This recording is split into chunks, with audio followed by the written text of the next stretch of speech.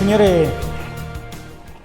nos bendiga, hermanos, en esta ya tarde, en la que nos encontramos con el mes de marzo encima. No sé si ya, me imagino los que son papás comprar los útiles, los uniformes, hay que comprar el permiso de circulación, seguro obligatorio. Marzo es un mes en el que pareciera ser que la realidad se nos cae encima, termina el tiempo de vacaciones y volvemos a la rutina. Y marzo es un tiempo además en el que la rutina nos consume. Es por eso que, yo tengo el control acá, gracias. Quiero que durante el mes de marzo podamos nosotros reflexionar acerca de esta realidad, de cómo se nos viene encima un mes que nos hace involucrarnos en una rutina que no siempre es sana o edificante. Así que me propongo yo durante el mes de marzo conversar con ustedes sobre esto, cómo podemos redefinir nuestras prioridades para comenzar bien, para no terminar el año extenuados, agotados, sino que tener disciplina. Aquella disciplina que se requiere para trabajar, para estudiar, pero que también se requiere para tener comunión con Dios. Y fíjense que esta serie tiene dos principales presuposiciones que motivaron en mi corazón el hecho de poder prepararla. Y la primera de ellas es que en el día a día constantemente somos presionados por lo urgente y somos seducidos por las distracciones. Dos cosas interesantes en nuestra vida. Por un lado lo urgente y por otro lado las nunca bien ponderadas seducciones de lo que nos parece distraer de la rutina. Y por lo tanto lo que sucede es que acabamos por invertir lo mejor de nuestro tiempo y esfuerzo en aquello que no es prioritario. Lo urgente o las distracciones nos empujan a invertir nuestro tiempo y a veces lo mejor de nuestro tiempo es lo que no es prioritario. Es por eso que este tiempo es importante, la evaluación es importante para redefinir nuestras prioridades, para detenernos, para pensar en lo que realmente importa, con el fin también de que eso pueda ayudarnos a reestructurar nuestras agendas o el tiempo que invertimos en las cosas que tenemos que hacer, ya sea que usted trabaje o ya sea que usted estudie. Y lo segundo es esto. Procuramos que a través de esta serie ganemos conciencia de la vocación. Y ello implica tener una clara visión de aquello que nos es prioritario. Es decir, no solamente es reflexionar en eso, sino que es descubrir lo que verdaderamente importa y por lo tanto a comenzar a vivir nuestra agenda de manera coherente con esa visión de lo que es importante. Es por eso que la respuesta a estas presuposiciones de cómo podemos redefinir realmente nuestras prioridades, las vamos a descubrir en lo que se denomina como las prácticas o las disciplinas espirituales. Porque de la misma forma en que nosotros organizamos nuestro tiempo para rendir en todas las áreas de nuestra vida, ya sea, como lo decimos, lo hemos dicho, en el trabajo, en los estudios, o a veces también dedicar suficiente tiempo a la familia, a la esposa, a los hijos, al novio, a la novia, lo que sea que usted tenga y a lo que tenga que dedicarse durante su vida, debemos aprender a incorporar en esto disciplinas que son esenciales para comenzar bien. Y es por eso que vamos a estar durante todo el mes de marzo hablando sobre esto, disciplinas espirituales. ¿Y cuáles son algunas de ellas? Vamos a hablar sobre el tiempo de servicio. Vamos a hablar sobre el tiempo de oración. Vamos a hablar también sobre el tiempo de comunión. Vamos a hablar sobre el tiempo de la meditación. Y finalmente vamos a terminar hablando del tiempo que debemos invertir también para la adoración. Así que mi propósito es que usted no se pierda a ningún sermón durante el mes de marzo. que venga, asista, para que domingo tras domingo vayamos revisando a través de la palabra de Dios cómo el Señor quiere que atendamos aquello que también es importante en nuestro desarrollo espiritual, a través de estas prácticas, de estas disciplinas o prácticas espirituales. Y por supuesto hoy día vamos a comenzar con esta, el tiempo que debemos dedicar al servicio.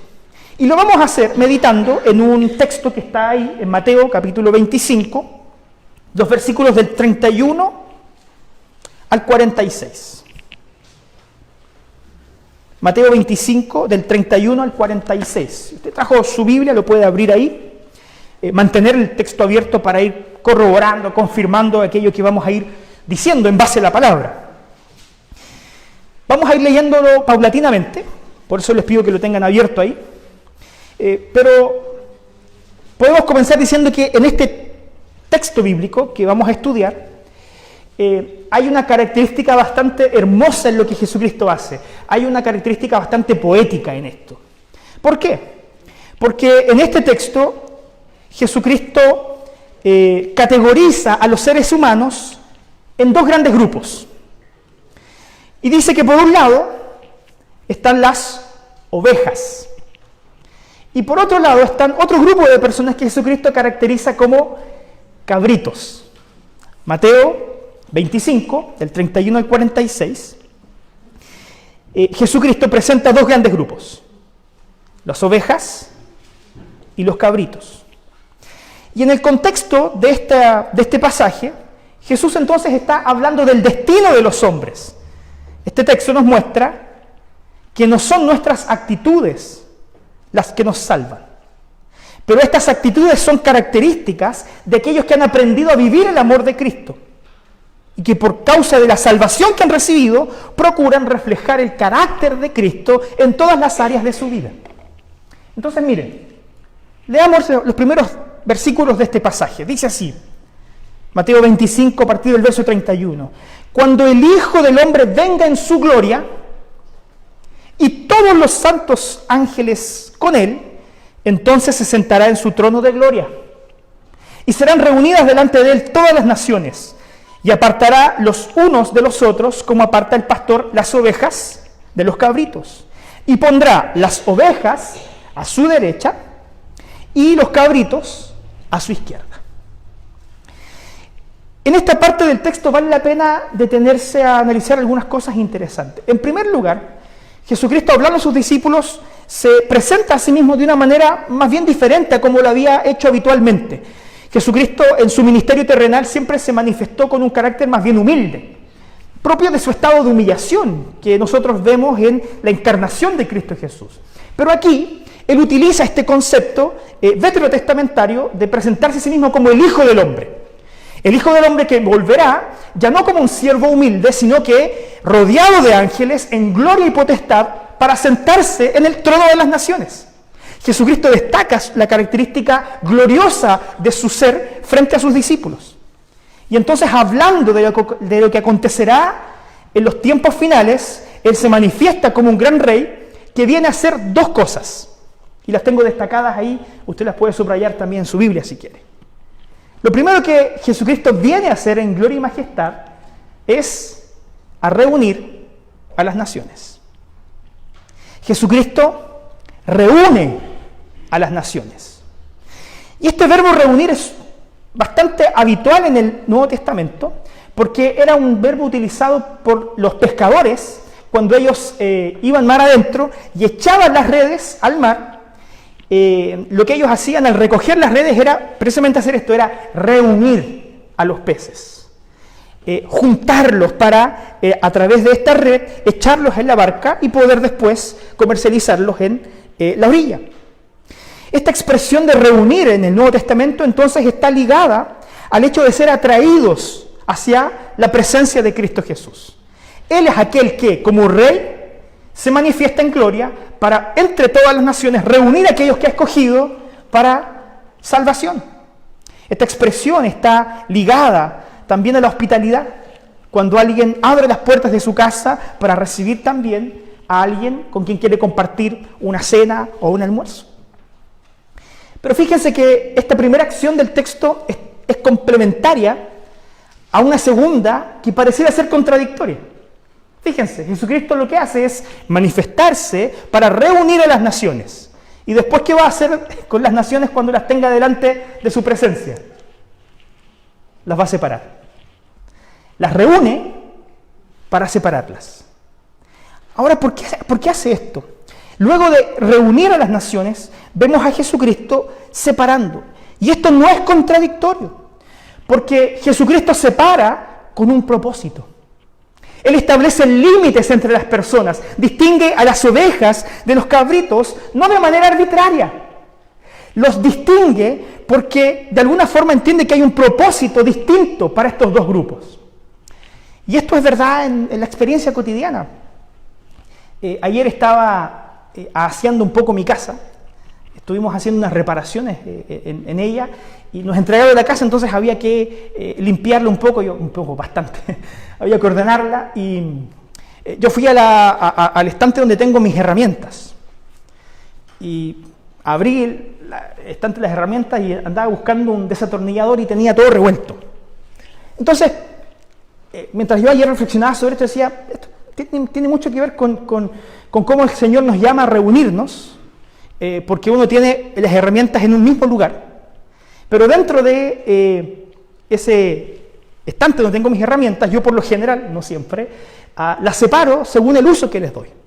¿Cuáles ocupo de manera más frecuente? ¿Cuáles ocupo para ciertos tipos de trabajo? Y Jesucristo eso es lo que viene a hacer. Él reúne a las naciones para separarlas conforme a su propósito, conforme a las características que Él le otorgará a cada uno de estos grupos. Entonces, volvamos al texto que hemos estado reflexionando. Fíjense lo que hace después Jesús. Versículo 34.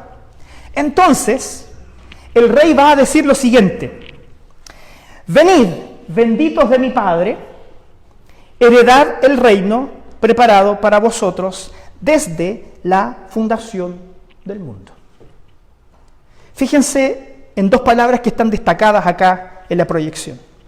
Estas palabras son imprescindibles para comprender adecuadamente lo que Jesús nos está enseñando en este texto. Porque la bendición y la herencia no tienen que ver necesariamente con nuestras acciones o con nuestras actitudes, sino que tienen más que ver con lo que recibimos gratuitamente de parte de Dios. Entonces yo me apoyé en un comentarista, nunca suficientemente bien ponderado, pero yo se los recomiendo, Matthew Henry. Comentando este texto, me pareció sumamente interesante lo que Matthew Henry atendió acá. Él dice respecto de la palabra benditos. Primero Jesús afirma que ellos son benditos. Y al decir que son benditos, los transforma en eso. ¿Por qué? Porque la ley los maldecía por sus muchas faltas. Pero Cristo, habiéndolos rescatado de la maldición de la ley, pagó el precio por ellos y los transforma en benditos. Eso es lo que hace Jesucristo cuando llama a las naciones delante de su presencia. Él nos juzga conforme a nuestras obras, pero no para que a través de nuestras obras alcancemos la salvación. Jesucristo nos declara benditos por causa de la obra que Él realizó en la cruz cuando se humilló, se hizo hombre y pagó el precio de nuestro pecado muriendo en aquella cruz. Es por eso que el ser bendito y el ser declarado bendito por Jesús no es algo que se obtiene por nuestros méritos o por nuestras acciones. Y algo similar ocurre con el concepto herencia. Y nuevamente, el Espíritu Santo al parecer iluminó a Matthew Henry, porque hablando de la palabra herencia, él comentó lo siguiente: lo que se tiene por herencia no es obtenido por algún mérito, sino puramente por la acción de Dios. Es Dios quien nos hace herederos del cielo. Nosotros recibimos esa herencia en virtud de nuestra filiación, de nuestra adopción. Si hijos, también entonces somos herederos. ¿Se fijan que la herencia no se obtiene por causa de que el Señor viene, me presenta delante de Él y me dice, ok, muéstrame todas las cosas buenas que tú hiciste? La herencia se nos es entregada porque Dios nos declaró hijos suyos por gracia. No porque seamos lo suficientemente buenos para ser sus hijos. Él nos convocó desde antes de la fundación del mundo para hacernos parte de su familia. Y si somos parte de la familia de Dios, si tú eres un hijo o una hija de Dios, entonces eres heredera de la gloria que Él manifestará en su reino. Entonces, vemos que la Biblia es sumamente consistente en esto. Es consistente en decirnos que esta salvación no se recibe por causa de las obras o de las acciones meritorias, sino que la salvación es un obsequio de Dios. Es por eso que el apóstol Pablo en Efesios 2 escribió lo siguiente: porque por gracia ustedes son salvos, por medio de la fe. Y esto no es de vosotros, pues es don de Dios, no es por obras, porque si fuera por obras nos gloriaríamos de ellas. No es por obras, es por gracia, para que nadie se gloríe, porque somos hechura suya, creados en Cristo Jesús para buenas obras, las cuales Dios preparó de antemano para que anduviésemos en ellas. Fíjese lo interesante de este texto. No, la salvación tú no la obtienes por lo meritorio de tus acciones, por cuánto te has esforzado para ser un buen hijo de Dios. La salvación está garantizada en la obra y la persona de Cristo Jesús. Pero el texto de Efesios nos hace implicar algo importante también. Fuimos creados para buenas obras, para vivir en los caminos que Dios preparó de antemano para que transitáramos esas sendas. ¿Lo ven? No somos salvos por nuestras acciones, sino por la gracia de Dios. Fue porque Jesús entró en la historia y murió nuestra muerte. Pero lo segundo también es importante. No somos salvos por las obras, somos salvos para las buenas obras. Somos salvos para marcar una diferencia. Somos salvos para ser agentes del reino de Dios que reflejen el carácter de Cristo en donde quiera que se desenvuelven. Esta actitud es la que le da sentido a lo que Jesucristo añade a continuación. Él comienza diciendo, hay dos grupos. Las ovejas, que son benditos de mi Padre, que han heredado la gloria eterna, no por obras, sino por gracia. Y entonces, Él añade lo siguiente. Vamos a continuar leyendo el texto. Jesús le dice a sus discípulos, porque tuve hambre y me disteis de comer. Tuve sed y me disteis de beber. Fui forastero y me recogisteis. Estuve desnudo y me cubristeis. Enfermo y me visitasteis. En la cárcel y viniste a mí. Entonces, fíjense el diálogo.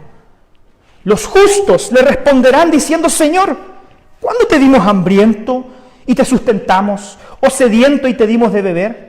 ¿Y cuándo te dimos forastero y te recogimos? ¿O desnudo y te cubrimos? ¿O cuándo te vimos enfermo o en la cárcel y vinimos a ti? Y respondiendo el rey les dirá, de cierto os digo, que en cuanto lo hicisteis a uno de mis hermanos más pequeños, a mí también me lo hicisteis. Aquí, a propósito de lo que estamos meditando, que es la práctica del servicio, aquí es la disciplina espiritual del servicio la que nos ayuda a redefinir nuestras prioridades y también consecuentemente nuestras agendas. Fíjense en esto. Lo que vemos en este texto es que el tiempo de servicio está caracterizado por esto. Servir es seguir el modelo de Jesús. Servir es seguir el modelo de Jesús. Puesto que servir no es solamente llenar nuestra agenda con actividades cristianas. Ojo con esto. Servir a Dios no es solamente apartar tiempo para participar de actividades eclesiásticas o venir a la iglesia a congregarme. Servir no es la acción en sí mismo de que usted asuma una responsabilidad dentro de la iglesia. Me nombraron director de un departamento, ahí está mi servicio al Señor. Me nombraron encargado de algún ministerio dentro de la iglesia, bueno, entonces ahí está mi servicio al Señor. O incluso, tal vez este año no me consideraron para ninguna de las actividades de la iglesia, no voy a poder servir al Señor. Esas categorías, hermanos, deben ser puestas a un lado, porque el servicio es mucho más profundo que eso. Servir es percibir el modelo de Jesús. Servir es aprender a leer nuestro entorno con la óptica de la misión de Dios, a la cual Él nos está llamando a participar. Es percibir que el servicio no tiene que ver solamente con lo que hago en la iglesia, sino que con cómo yo sirvo al prójimo, a mi alrededor, siendo consciente de las necesidades que hay en mi entorno y siendo partícipe de la solución de ellas. Actuar conforme a los principios que Dios me enseña a través de su palabra. Fíjense que cuando uno analiza en detalle el texto de las cosas que Jesús describe, uno puede ver que Jesucristo nos hace notar que la condición de estas personas no solamente son calificadas como problemas personales.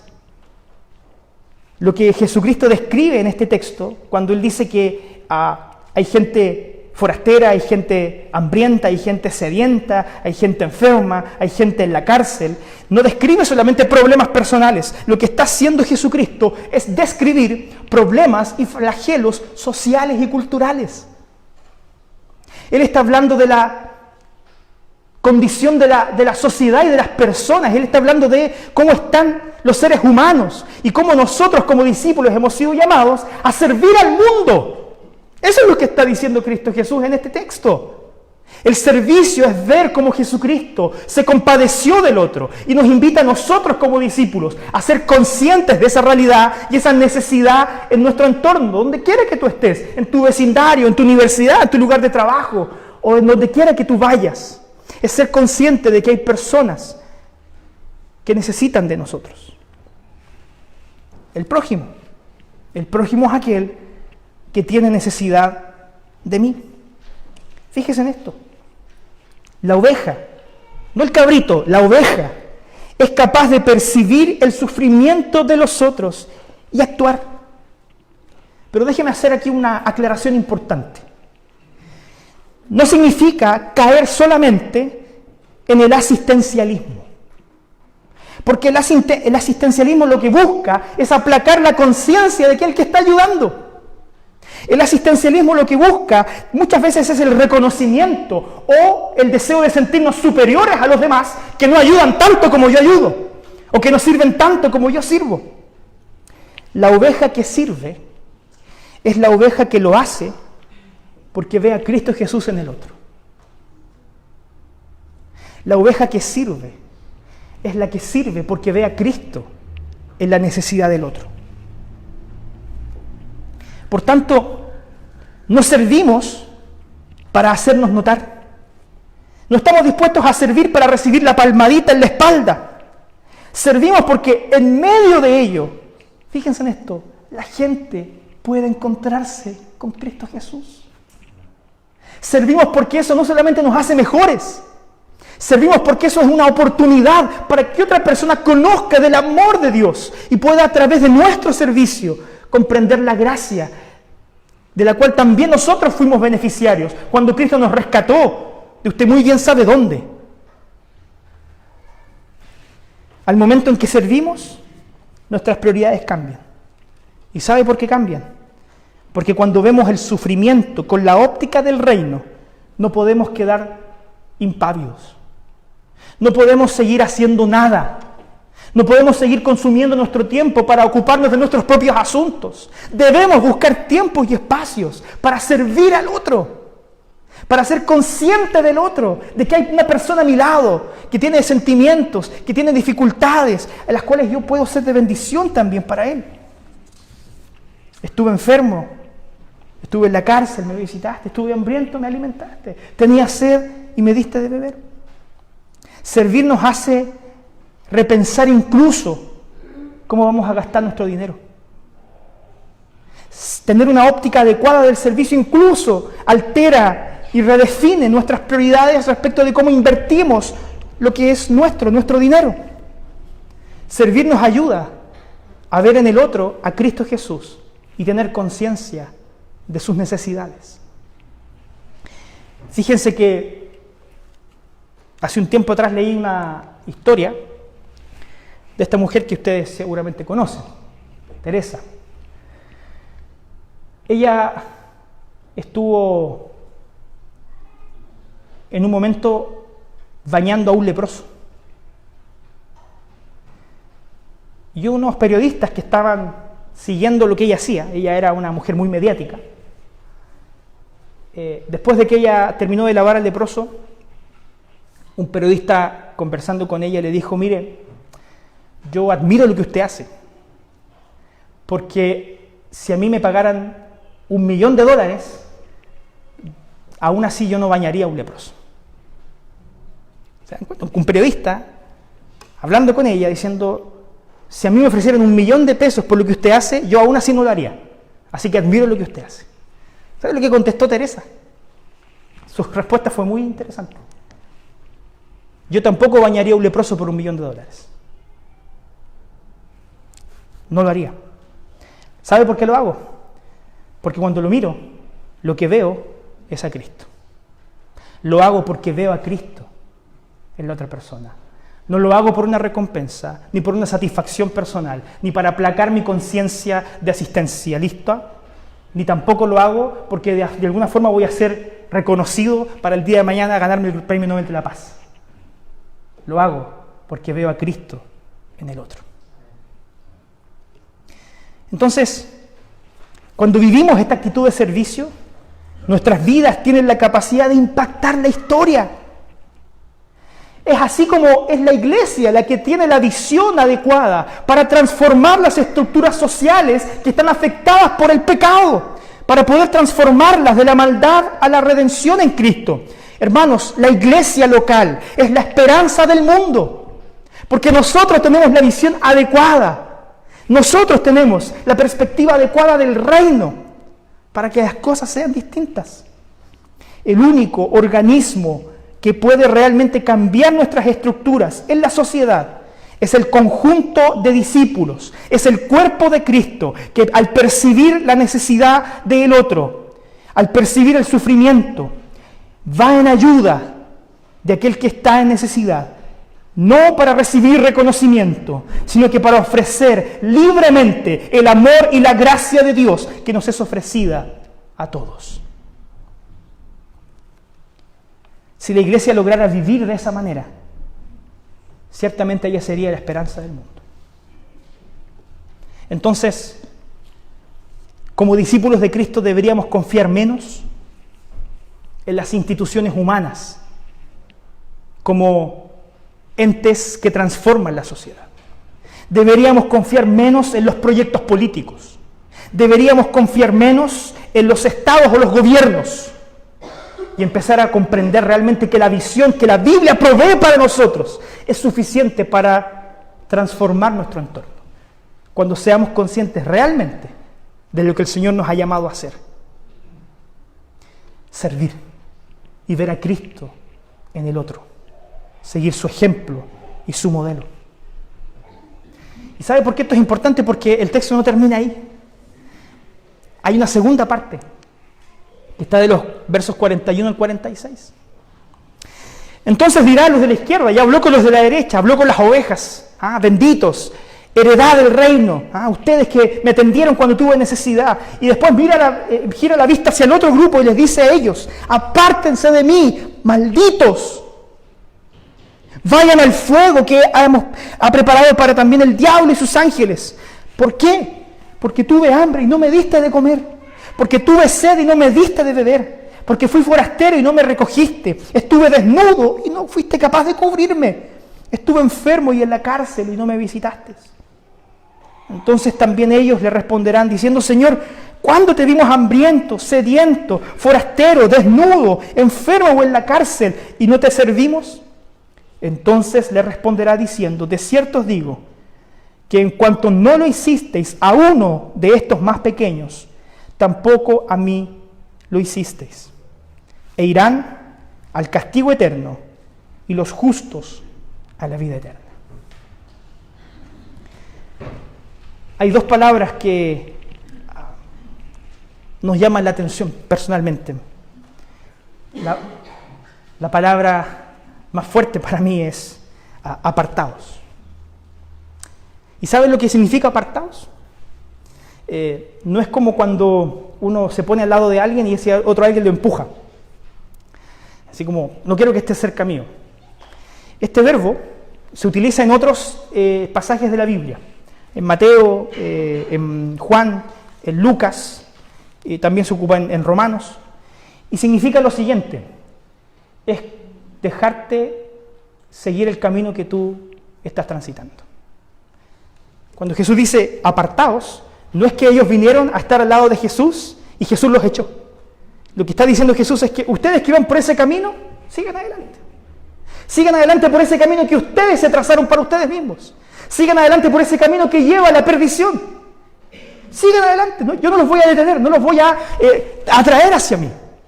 Sigan adelante por ese camino. Sigan adelante con esas decisiones que ustedes han estado tomando constantemente. Uno de los textos en donde yo veo reflejado esto de la mejor manera es cuando Jesucristo maldice la higuera estéril. Él dice: la higuera ya no sirve para lo que fue creada. No sirve para lo que fue creada. Y lo que dice Jesucristo es: entonces yo te maldigo. Y esa higuera, tú conoces la historia, ¿cierto? Se secó. Porque no daba frutos. La higuera se secó porque no daba frutos. A eso se refiere el texto también cuando añade este concepto de maldición. Entonces, en virtud de esto, no es difícil concluir que Jesús está constatando lo siguiente. Jesús está constatando y condenando este estilo de vida que los cabritos han decidido llevar y la manera en que ellos decidieron vivir sus vidas. Jesús no aprueba la manera en que ellos estructuraron sus agendas. Jesús no aprueba la manera en que ellos establecieron sus prioridades. Jesús no aprueba la manera en que ellos comenzaron a percibir al otro, no como discípulos de Jesús, y por lo tanto eso les impedirá entrar al descanso eterno. Jesús deja claro que el corazón de estas personas eran corazones estériles, sus vidas eran infructíferas, y por lo tanto sus actitudes, su servicio estaban carentes de coherencia, no había palabras de bendición en sus bocas. Los corazones de estos hombres estaban centrados solamente en sí mismos y por lo tanto construían relacionamientos utilitaristas, relacionamientos que tenían segundas intenciones para favorecerse a sí mismos. Y quienes vivieron sus vidas de esta manera, vivieron y vivirán distantes de Jesús. Ya vivieron una vida sin sentido y sin significado, porque en algún momento no lograron percibir a Cristo en el otro y no se encontraron con Él. Es por eso, hermanos, que un segundo gran concepto del servicio es aprender a vivir con reverencia y con sentido de lo eterno, con conciencia de lo eterno, con conciencia de lo que usted está haciendo aquí. Va a tener repercusiones no solamente inmediatas, trae repercusiones para la otra vida. Muchas personas vivieron sin esta reverencia y vivieron sin conciencia de lo eterno, y su destino fue precisamente encontrarse con la maldición de Cristo, porque vivieron siguiendo su propia agenda, estando demasiado preocupados consigo mismos para percibir que el Señor nos llama a vivir también en función del prójimo, del que está a nuestro lado. Y lo que vemos acá es que esto trae dos consecuencias. La primera: quienes desperdiciaron su vida mirando para sí mismos, sin percibir el mundo a su alrededor. Esos que vivieron sin ver a Jesús en la vida de quienes están a su lado, van para el castigo eterno. Esa es la dirección que ellos decidieron tomar, y para allá llegarán, sin que nadie los detenga. Pero lo que también vemos en segundo lugar es que aquellos que han sido justificados por la fe en Cristo pueden tener sentido de plenitud eterna, de servir y cumplir un papel en la historia. ¿Sabe para qué? Para terminar nuestros días diciendo: valió la pena. Valió la pena. Fuimos creados en Cristo para buenas obras, para reflejar el carácter de Cristo en medio de la historia, para que usted como discípulo de Jesús y para que la iglesia como cuerpo de Cristo sea la esperanza de un mundo enfermo que no tiene conciencia del otro, que tiene solamente conciencia de sí mismo y de las necesidades que debemos cubrir para nosotros mismos. La iglesia y los discípulos tienen la capacidad y la visión de romper con aquello que enferma este mundo. Así que yo lo quiero dejar con algunos desafíos para pensar y por supuesto también para practicar. Y el primero de ellos es el siguiente: la hospitalidad de Jesús debe moldear también nuestra hospitalidad. La preocupación de Jesús por el otro debe también cambiar la manera en que nosotros nos preocupamos por el otro. Ya hemos dicho muchas veces que incluso en el contexto de la iglesia, en donde hay confianza y somos discípulos de Jesús, cuando somos enfrentados a la pregunta, ¿cómo estás?, por lo general la respuesta cordial es la que prima y no nos permite realmente presentarnos tal cual estamos y darnos la oportunidad de servirnos unos a otros. Pero también agradezco al Señor porque es en esta comunidad donde también uno ve y aprecia el servicio de pertenencia, el sentido de pertenencia y el servicio mutuo que se pueden ofrecer los discípulos de Cristo. Aproveche esa instancia. Usted tiene a su lado hermanos en la fe que puede considerar parte de su familia y pedir ayuda cuando sea necesario. Que no le dé pena, que no le dé vergüenza acercarse al otro para acompañarlo en su sufrimiento y para ayudarlo en sus necesidades. En segundo lugar, la palabra ahí no es constar, es constatar. Constatar el sufrimiento no debe solo cambiar nuestra percepción del otro, también debe moldear nuestra agenda e incluso nuestro presupuesto. ¿Qué podemos hacer por estas personas? Para eso fuimos creados, para eso fuiste creado, para hacer la diferencia en el mundo y en la vida de aquellos que te rodean. Y por último, al servir debemos apuntar el foco hacia Jesús. Nunca olvide esto. No servimos para ser alabados, no servimos para recibir el reconocimiento. Servir es el resultado de la misión. Cuando nos comprometemos a participar de aquello que Dios está haciendo en el mundo y en medio de la historia, entonces también tu historia va a poder transformar la historia. Tus actitudes van a poder cambiar la sociedad y nuestro entorno.